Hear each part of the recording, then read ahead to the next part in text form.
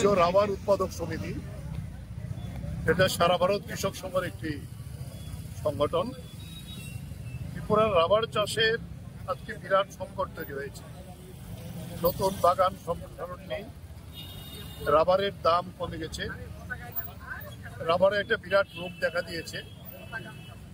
রাবারের বিভিন্ন সাবসিডি যা ছিল আগে তা বন্ধ করে দেওয়া হয়েছে, রাবারের বাজার দর কমে গেছে।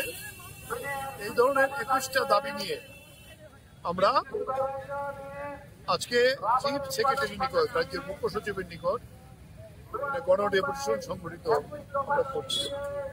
আমরা এখান থেকে মিছিল করে ওরিয়েন্ট চৌমুহনী থেকে একটা সভা করব।